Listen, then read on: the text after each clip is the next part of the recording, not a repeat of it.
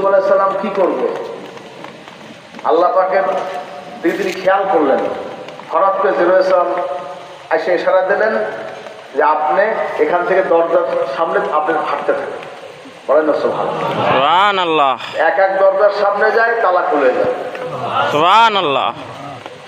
লাস্টের যে দরজা, এর সামনে যাওয়ার আগে পিছন থেকে জামা ধরে টান দেবে। দেওয়ার পরে এর ব্যাপারে কি হলো, এর ব্যাপারে জিজ্ঞাসা করা হলো যে এখন এর মধ্যে আপনি আজিজে মেসের সামনে বসছে, কি ব্যাপার? জুলেখা তাকে বলতেছেন যে অপরাধ তার, আমার কোনো দোষ নাই, এর প্রমাণ কি? এসে বলতেছেন যে তুমি ওই যে বাচ্চা শিশুটা যে কাঁদতেছে ওকে ওকে এ বিষয়ে জিজ্ঞাসা করো, ও এটা উত্তর দেবে। সুবহানাল্লাহ। তখন কি ইউসুফ আলাইহিস সালাম 40 বছর বয়স হয়েছে?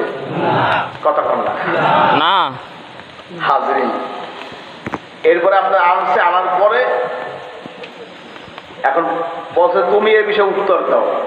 ওর জবান খুলে গেছে যে ইউসুফের সামনে ছিঁড়া না পিছনে ছিঁড়া।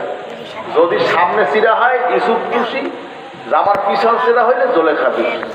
ঠিক। সুবহানাল্লাহ। আজকে কইলেন সুবহানাল্লাহ। তখন বয়স কি 40 বছর ছিল? না। কথা বলেন না কেন? না। হযরত, আমি সংক্ষেপে বলছি।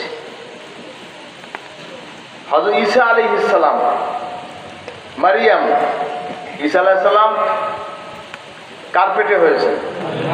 মারিয়াম আলাইহিস সালাম। ঈসা আলাইহিস সালামের বাবা ছিল কেউ? বলেন তো। আল্লাহর হুকুমে তার জন্ম হয়েছে। বলেন না সুবহানাল্লাহ। হাজরিন, যখন বিভিন্ন তহমত দেওয়া শুরু করছে তখন ওই শিশু অবস্থায় হযরত নবী ঈসা আলাইহিস সালামের জবান খুলে গেছে।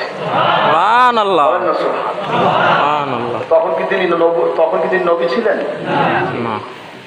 জন্মসূত্রিতে তিনি নবী, জন্মসূত্রিতে তিনি নবী।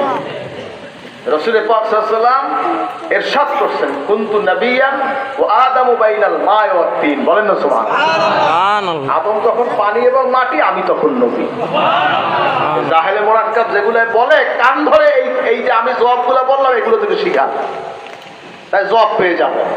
বলে রাসূলুল্লাহ আপনার 40 বছর আগে নবী ছিলেন না, তো হিলফুল ফুজুল কেন করো? কি নবীজি হিলফুল ফুজুল সংগঠন যখন করছেন তখন কি হুজুরের 40 বছর বয়স হয়েছে? না, যুবক বয়স হুজুর করেছেন।